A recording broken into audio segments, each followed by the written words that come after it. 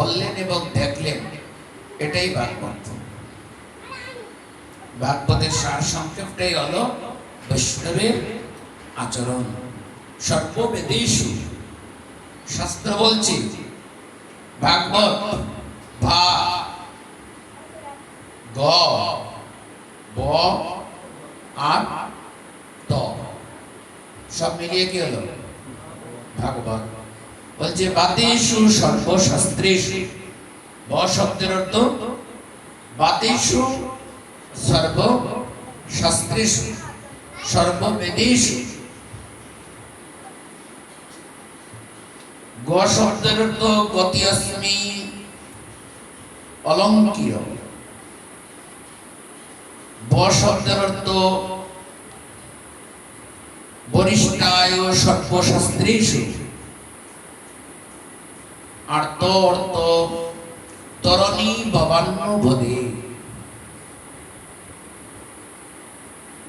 বাতেষু সর্বশাস্ত্রেষু প্রথম শব্দটা, অর্থাৎ ভাগবত হচ্ছে সূর্য সম। ভাগবতটা হচ্ছে সূর্য সম। একটি সূর্য যেমন উদিত হলে কোনো বিচার বিশ্লেষণ করে না, অনেক গাছ পালা বৃক্ষলতা আছে যে জঙ্গলে, সে জঙ্গলেও তাকে আটকানো যায় না, তিনি প্রকাশিত হন। বিশ্ব চরাচরে সূর্য সবাইকে আলো দান করেন, কোনো বিচার নেই, ধনী মানি তা তো নেই, জাতিতেও নেই, হিন্দু মুসলমান বৌদ্ধ খ্রিস্টান জাতিতেও নেই। সূর্য পূজা হিন্দুরা করে, এই সূর্য সহস্রাংশ তেজরাশ জগৎপতি অনুকম্পায় মান ভক্তাং গৃহনার্জন দিবাকর জবা কুসুম সংকাসং কাশ্যপেহং মহাদ্বদীম গান্তারিং সর্বপাপেগ্ন প্রমতস্মি দিবাকর নমো ভগবতে শ্রী সূর্যায় নমঃ। হিন্দুরা তো পূজা করে, তাহলে তিনি মুসলিমকে আলো দিচ্ছেন কেন? নিভিয়ে রাখতে পারতেন যে মুসলমানরা আলো নিও না। বুদ্ধিস্ট খ্রিস্টান বিভিন্ন ধর্মাবলম্বী জাতি সম্প্রদায় সবাইকে তো তিনি এই আলোতে আলোকিত করেছেন। তাই বলতে ভাগবতটা হলো সূর্য সম। আমরা বেদ পড়ার অধিকার আছে, কিন্তু কলিযুগে বেদ পড়ব কারা? গীতা পাঠ করার এই সময় তো আমাদের হাতে নেই। যদি সময় থাকে তাহলে আমরা অলস, আর যদি অলস না থাকে তাহলে সংসারের বিভিন্ন জ্বালায় আমরা জ্বলে আছি। আমরা জ্বালা থেকে নিবারিত কেউ না, কেউই বুকে হাত দিয়ে বলতে পারবেন না আপনার সংসারে পূর্ণভাবে সুখী আছে। কোনো না কোনো ভাবে আপনার দুঃখ লেগে আছে। আধ্যাত্মিক, আদি ভৌতিক, আদি দৈবিক, এই ত্রিতাপ জ্বালা থেকে আপনার মুক্তি হবে না। এই মুক্তি একমাত্র হবে সমস্ত বেদের সার সংক্ষেপ ভাগবতকে যদি আশ্রয় করে না। আর ভাগবতকে আশ্রয় করতে হলে আপনাকে বৈষ্ণব সঙ্গে আসতে হবে। আর বৈষ্ণব সঙ্গে আসতে হলে আপনি সূর্য সম। ভাগবত যেমন সূর্য সম, তদ্রূপ ভাবে বৈষ্ণব শিরোমণি সূর্য সম পরম দয়াল শ্রী গুরুদেব এমন বৈষ্ণবের চরণে আশ্রয় গ্রহণ করতে হবে যেমন সূর্য সবাইকে ভালোবাসে। একজন বৈষ্ণব জাতি, কুল, মান, ছোট বড় বিচার না করে যিনি সবাইকে সম্মান করেন, এনার চরণে আপনাকে আশ্রয় গ্রহণ করতে হবে। কথাটা বোঝার চেষ্টা করবেন। গতিয়াস্মি অলঙ্কীকর, গতিয়াস্মি অলঙ্কীকর অর্থাৎ আপনি যদি অলঙ্কিত হতে অকলঙ্কিতে নিয়ে যান, আমার ভাগবত গ্রন্থ বলছেন আপনাকে এক স্তর থেকে আরেক স্তরে আপনাকে ওঠার জন্য সমস্ত ইন্দ্রিয়গুলোকে জানিয়ে রাখতে হবে। ইন্দ্রিয়গুলো শুধু মৈথুন কর্ম থেকে বিরত থাকলেই ইন্দ্রিয় সংযত নয়, ইন্দ্রিয়গুলোকে আপনার বিভিন্নভাবে সংযত করে এক সিঁড়ি থেকে আরেক সিঁড়িতে ওঠার জন্য আপনাকে প্রস্তুতি রাখতে হবে। আপনি যেমন আজকে এখানে গুপ্তপুরী জগন্নাথ ধামে আপনি আসবেন, আপনার 2-4 দিন 5 দিন 1 সপ্তাহ 1 মাস আগেই আপনার জানা, তাহলে পূর্ব প্রস্তুতি আপনার রয়েছে। আপনি এখানে আসবেন, পূর্ব প্রস্তুতি সবার ছিল, এখানে আমরা আসবো, তাহলে পূর্ব প্রস্তুতি থাকার কারণে আমরা আমাদের যে কাজ আজকে করার প্রয়োজন এই কাজটা কিন্তু আমরা গতকালকে একটা সম্পূর্ণ করে আজকের জগন্নাথ ধামে আসার প্রস্তুতিটা নিয়ে রেখেছি। কথাটা বোঝাতে পারছি কি? ঠিক তদ্রূপভাবে আপনি কিন্তু এক এক করে মানব জন্মে এসেছেন, হঠাৎ করে মানব জন্মে আসেন নাই। আপনি হঠাৎ করেই আপনি মানব জন্মে আসেন নাই, আর মানুষ হয়ে আসলেই আপনি ব্রাহ্মণ হতে পারেন নাই। মানুষ হয়ে আসলেই ব্রাহ্মণ হতে পারেন নাই, আপনার অনেক গুণ আগুণ একত্রিত হয়ে আপনাকে ব্রহ্মত্বে রূপান্তরিত করার পর আপনি ব্রাহ্মণ হয়েছেন। শাস্ত্র বলছে, মহামানব বলছে, সমগ্র জীবের মধ্যে মানুষ শ্রেষ্ঠ, সমগ্র জীবের মধ্যে। তাহলে অন্যান্য জীবকে ঘৃণা করার কোনো উপায় নেই। 5 ভাই, তার মধ্যে আমি বড় ভাই, বাকি 4 ভাই আমার ছোট ভাই। তারাও আমার পিতার কাছে, আমার মায়ের কাছে সমান আদরণীয়। আমি যদি তাদেরকে হিংসা করি তাহলে ভাতৃত্ব বন্ধন থেকে আমি দূরীভূত হয়ে গেলাম। আমার কাছে রামায়ণ প্রতিপাদ্য হলো না। রামায়ণে রাম, লক্ষ্মণ, ভরত, শত্রুঘ্ন 4 ভাইকে কিন্তু আলাদা করতে পারেন নাই। রাম তো রাজা, শ্রীরাম রাজা, তিনি আরো 3 ভাইকে ফেলে দিলেও তো সমস্যা ছিল না। ঠিক তদ্রূপ ভাবে জীবের মধ্যে মানুষ শ্রেষ্ঠ, অন্যান্য জীব তোমার কাছে আমার কাছে সম্মানিত, যা মহাপ্রভুর আচরণের মধ্যে আমরা দর্শন করেছি। মহাপ্রভু একটা কুকুরকে সম্মান করেছেন, একটা বাঘের গায়ে পা লেগেছে, তারপরও তিনি দৌড়ে পালান নাই। গদাধর পণ্ডিত বলছেন, প্রভু পালাতে হবে, বাঘের গায়ে পা লেগে পড়েছে। মহাপ্রভু বললেন, পা লেগেছে তো আমার, বাঘের তো এখানে অপরাধ নেই, অপরাধ তো হয়েছে আমার। আমি কেন বাঘের গায়ে পা লাগালাম? আমি পালাবো কেন? আমি পালানোর আগে অন্তত পক্ষে তার গায়ে যে আমার পাটা লাগছে তার জন্য আমি একটু ক্ষমা চাই তার কাছে। মহাপ্রভু তো ভাবতে পারতেন, আপনি আচরি ধর্ম জীবের শিখায়, সেই সিদ্ধান্ত গীতা ভাগবতে গায়। মহাপ্রভু তো ভাবতে পারতেন যে বাঘের গায়ে পা লাগাচ্ছে, বাঘ তো হিংস্র প্রাণী, আমি পালাই বা আমি সরে যাই। মহাপ্রভু চিন্তা করলেন, হয়তো নিশ্চয়ই আমারও কোনো অপরাধ আছে। স্বয়ং ভগবান সমস্ত ঐশ্বর্য বীর্যের যিনি একছত্র অধিপতি, যিনি রাধা কৃষ্ণ মিলিত তনু, সমস্ত অবতারের অবতারই হয়ে এসেছেন, তিনি জীবকে শিক্ষা দিলেন যে আমারও অপরাধ হতেই পারে, আমারও অপরাধ হতে পারে। তিনি দূরে দাঁড়িয়ে আছেন, বাঘ গর্জন করত, মহাপ্রভুর পা লেগে গেল, বাঘ গর্জন করে উঠছে, কিন্তু মহাপ্রভুর বদনের দিকে থেকে যখন তাকাচ্ছে তখন বাঘের গর্জন আস্তে আস্তে কমে যাচ্ছে। আমাকে দেখলে তো তা কমতো না। নিশ্চয়ই এই অঙ্গের কোনো মহিমা আছে, এই পদের পাটা লাগছে যে তার কোনো মহিমা আছে।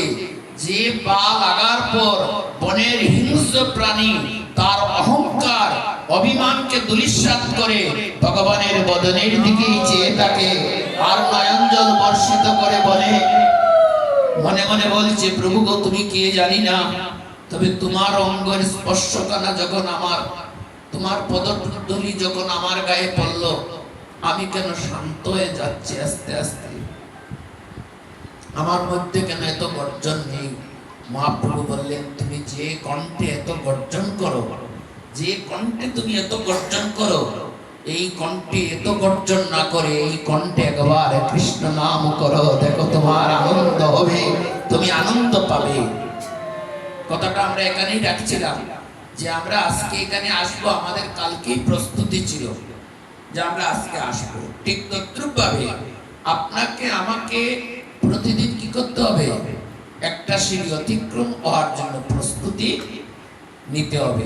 মনে রাখবেন, সূর্য প্রতিদিন উদিত হয় আর প্রতিদিন অস্ত যায়। ভাগবত শাস্ত্র বলছেন, সূর্য যখন অস্ত যায় তখন কেউ না কারো প্রাণ হরণ করে নিয়ে যায়।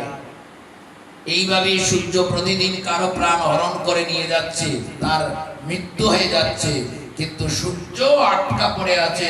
যদি কোনো শুদ্ধ ভক্ত প্রতিদিন তার মন প্রাণ গোবিন্দ চরণে সমর্পণ করে রাখে, সূর্য বলবেন, আমি তার প্রাণ কখনো হরণ করব না, তার আয়ু আমি হরণ করি না। হয়তো সে মৃত্যুবরণ করবে, কিন্তু তার আয়ু হরণ হয় না, কারণ সে প্রতিদিন একটা করে সিঁড়ি অতিক্রম করছে। যারা শুদ্ধ ভক্ত, যারা গোবিন্দ চরণে সমর্পিত, যারা নিত্য গোবিন্দের সেবায় নিজের দেহটাকে সমর্পণ করেছেন, নিত্য তুলসী পত্র অর্পণ করছেন, নিত্য শিক্ষা শ্লোক গীতা পাঠ থেকে আরম্ভ করে আংশিক ভগবানের সাথে যুক্ত থাকেন, তার আয়ু হরণ হয় না, তার আয়ু কখনো হরণ হয় না।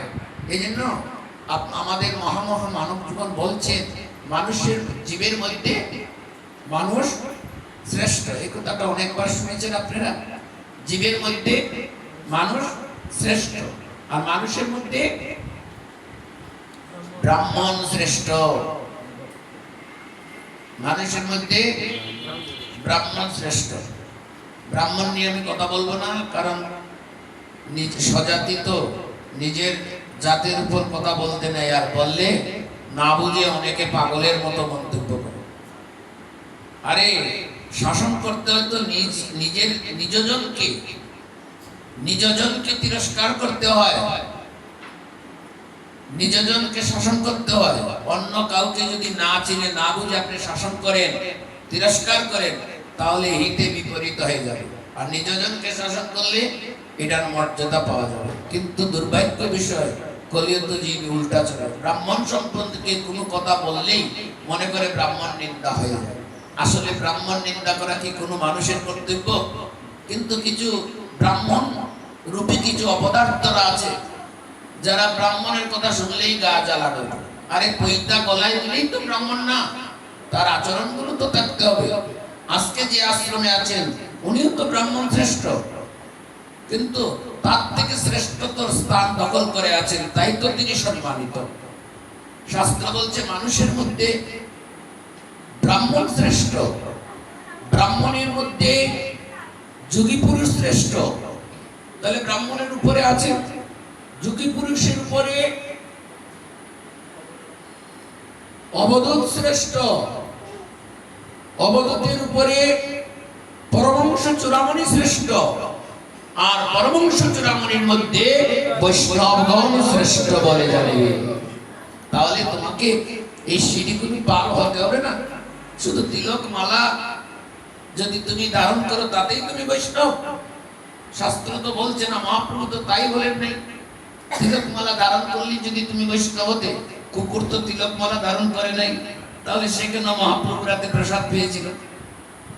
কুকুর তো তিলক মালা পরে নাই, সে তো মহাপ্রভুর হাতে স্বয়ং জগন্নাথ মন্দিরে প্রসাদ পেয়েছিল। আজকে জগন্নাথ ধামে আমরা এসেছি, সেই পুরী ধামে কুকুর স্বয়ং মহাপ্রভুর হাতে জগন্নাথের শুকনা প্রসাদ পেয়েছিল। মহাপ্রভু বলেছিলেন, তুমি প্রসাদ পাও আর আমার কথা শোনো। কি কথা? বলে, আমি তোমাকে প্রসাদ দিব মুখে, আর তুমি সেই বদনে যে বদনে প্রসাদ পাবে সেই বদনেই তুমি কৃষ্ণ কৃষ্ণ বলে ডেকে উঠবে, এই আমার তোমার উপরে দাবি। এটা কুকুর কথা শুনে, কিন্তু আমার মতো কুকুর কথা শুনে না, উল্টা বোঝে। কোনো কিছু বোঝাতে গেলে, কোনো কিছু বলতে গেলে এই কুকুরগুলা উল্টা বুঝে। আমার মতো কুকুর যারা আছে এরা সেই সেবানন্দের কুকুরের মতো স্থান দখল করতে পারলো না। তাহলে আমার মর্যাদা কত? আমাকে আরো কত সিঁড়ি পার হতে হবে, পার হতে হবে না? আরে কুকুর মরেছে, তার জন্য নবদ্বীপের সমাজ বাড়িতে কুকুরের জন্য মহোৎসব হয়েছে। হরিবল। আজও কুকুরের বার্ষিক মহোৎসব পালন হয়। আপনার জন্য হবে কি? আপনি কখনো এটা কি চিন্তা করেছেন? আপনার ছেলে কি আপনার জন্য মহোৎসব করবে? 1 বছর করলে পরের বছর ভুলে যাবে, যদি 5 বছর করে 10 বছরে ভুলে যাবে, 10 বছর করলে 20 বছরে ভুলে যাবে। কিন্তু কুকুর পরম বৈষ্ণব, তার জন্য সমাজ বাড়িতে মহোৎসব হলো। আজও কুকুরের মহোৎসব সমাজ বাড়িতে অনুষ্ঠিত হচ্ছে। তাহলে আমি শুধু মানুষ হলেই কি হবে? মানুষ হলেই কি হবে? এই জগন্নাথ দাসের সেবকের কথা আপনারা অনেকেই শুনেছেন, মাধব দাসের কথা আপনারা সবাই জানেন। কি কি কর্ম করলেন মাধব দাস? 22 বছর সেবা দিয়েছিলেন একাধারে, 22 বছর। এরপরে যশমান বৃদ্ধি হয়ে যায়, যশমান প্রতিষ্ঠা, শুকরের নিষ্ঠা, এটা আমরা বেশি গলায় মাখি। আমাদের মালা গলায় দিতে হবে, আমাদের পা ধৌত করতে হবে, হ্যাঁ, আমাদেরকে সম্মান দিতে হবে, ভালো চেয়ার দিতে হবে। কিন্তু যিনি নিষ্কিঞ্চন বৈষ্ণব, যার মান প্রতিষ্ঠার দরকার নেই, তিনি কিন্তু অনেক দূর থেকেই কৃষ্ণ কথা শুনেন। যদি কেউ তাকে সম্মান করে তাহলে তো তার ভক্তি নষ্ট হয়ে যাবে। কিন্তু আমরা তো তা পাই না, আমাদের মধ্যে তা জাগ্রত হয় না। আমাদের আগে সম্মান প্রয়োজন, তারপরে যা হয় হয়। ভক্তি আমাদের অন্তরে থাকুক আর না থাকুক, বাইরে ভাবটা থাকলেই হলো। এই হলো আমাদের চরিত্র। মাধব দাস কাঁঠাল চুরি করা গিয়ে ধরা পড়েছিলেন। সেই ধরাকে এত মাইর খেয়েও জগন্নাথকে বলেছেন, জগন্নাথ আজকে আমার সার্থক, যদিও আমি চুরির দায়ে আমি দায়বদ্ধ, কলঙ্কিত হয়েছি, মার খেয়েছি তোমার জন্য, কিন্তু তুমি আমাকে ত্যাগ করে চলে আসলে কেন? তুমি তো কথা দিয়েছিলে, তুমি তো কথা দিয়েছিলে তুমি আমার সাথে থাকবে। কিন্তু যখন ধরা পড়তে গেলাম তখন বললে যে আগে নিজের জান বাঁচাও, পরে দিয়ে যাওয়া হবে। এই লীলাগুলো ভগবান করেছিলেন কত আগে। এখন কি এই লীলাগুলো সঠিক হচ্ছে কিনা? না, এই লীলাটাই তো সমাজে প্রতিষ্ঠিত হচ্ছে। জগন্নাথ আর মাধব দাস একসাথে চুরি করতে গেলেন, এই লীলাটা করতে গেলেন, কাঁঠাল চুরি করতে গেলেন। কথা ছিল কেউ কাউকে রেখে আসবে না, কিন্তু যখন চুরিতে ধরা পড়ে গেল তখন জগন্নাথ মাধব দাসকে রেখে চলে আসলেন। মাধব দাস বলল যে তোমার লগে তো এই কথা ছিল না, আমি এই 80 ঊর্ধ্ব বয়সে চুরি করতে যাব না, তবু তুমি জোর করে আমাকে চুরি করতে নিয়ে গেলে। কিন্তু আসার সময় আমি ধরা খেয়ে বসে রইলাম, মার খেলাম, আর তুমি দৌড়ে চলে আসলে। সেই সময় জগন্নাথ বলেছিলেন আগে নিজে বাঁচো, তারপরে অন্যের নাম। আজ বহুদিন পরেও অন্য কোনো জায়গায় যেতে হবে না, বাংলাদেশের দিকে তাকিয়ে দেখেন, নেতা যারা ছিল, যারা নেতা ছিল, যারা চেয়ারম্যান ছিল, হ্যাঁ, যারা প্রেসিডেন্ট পর্যন্ত ছিল, যারা প্রধান বিচারপতি ছিল, প্রধান নির্বাচন কমিশনার ছিল, কিন্তু সাংবিধানিক পদ, তাদের কাছে যেতে হলে 2 মাস আগে শিডিউল নিলেও হয় না। ওই সেই দিন 2 মাস আগে শিডিউল হচ্ছে, আমি প্রধান নির্বাচন কমিশনার লগে দেখা করবো, প্রধান বিচারপতির লগে দেখা করবো, চেয়ারম্যানের লগে দেখা করবো, কোনো সুযোগ নাই। আজকে যখন বিপদে পড়া গেছে, এবার থেকে কেউ নেই। জুতার মালাও খাইতেছে, জুতার বাড়িও খাইতেছে, পেনায় তোলে সুবনও খাইতেছে, পাশে কেউ নেই। আগে নিজে বাঁচো, তারপর কত আগে জগন্নাথ এই লীলা করলেন।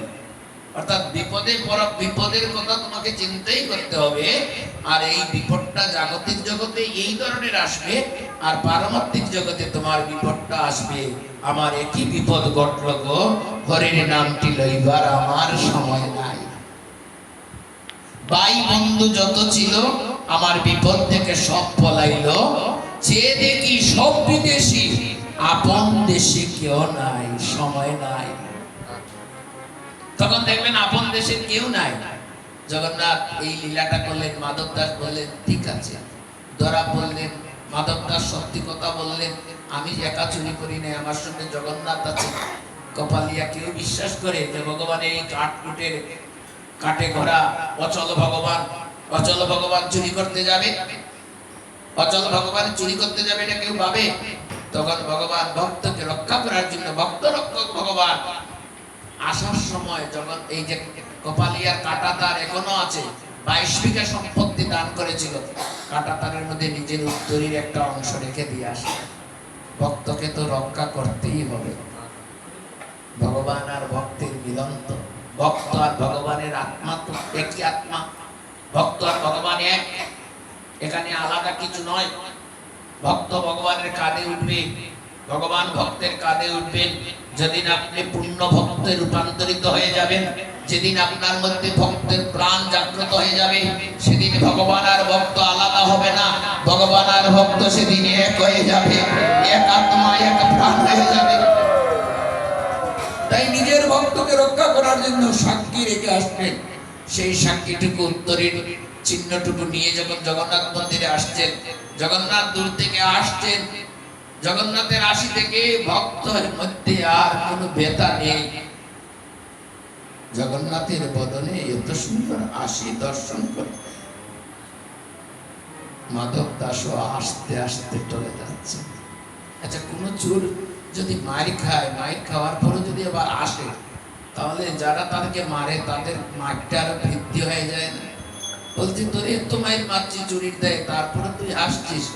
বলে আমি মায়ের খাচ্ছি ঠিক আছে, কিন্তু আমার দেহটা কষ্ট পাচ্ছে, কিন্তু আমার অন্তরটা তো আনন্দে আত্মহারা হয়ে যাচ্ছে। বলে কেন? তোর দেহ কষ্ট পাচ্ছে, অন্তরটা আনন্দ কেন? বলে দেহটা কষ্ট পাচ্ছে বাহ্যিক কষ্ট, কিন্তু অন্তরটা আনন্দ পাচ্ছে, কারণ আমাকে দেখে আমার প্রভু জগন্নাথ যে এত আনন্দ পাচ্ছে, এত হাসি আসছে, আমি তার বদন চেয়ে আমিও হাসতে লাগছি। ভক্ত নাচারা অভক্ত কি বুঝে? অরসিকে বুঝে নারী, বলি অরসিকে বুঝে না রে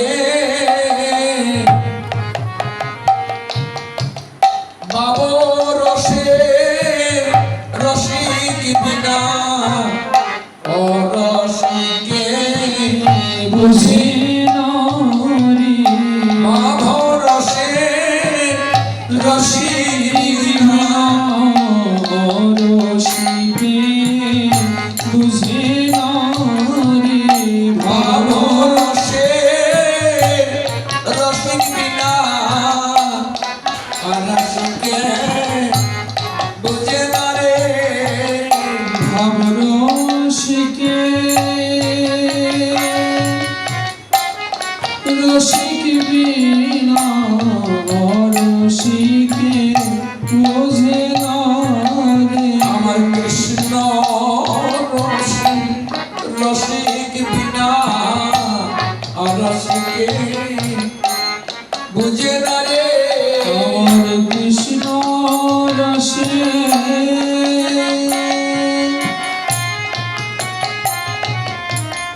রসিক বিনা অরসিকে বুঝে না রে গৌর রসে রসিক বিনা অরসিকে বুঝে না রে গৌর রসে রসিক বিনা অরসিকে বুঝে না রে গৌর রসে রসিক বিনা অরসিকে বুঝে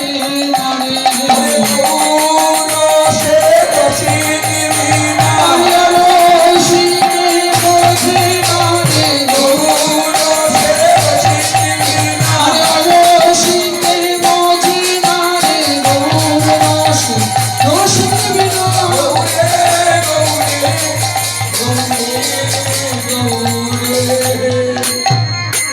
অরসিকে তো বুঝে না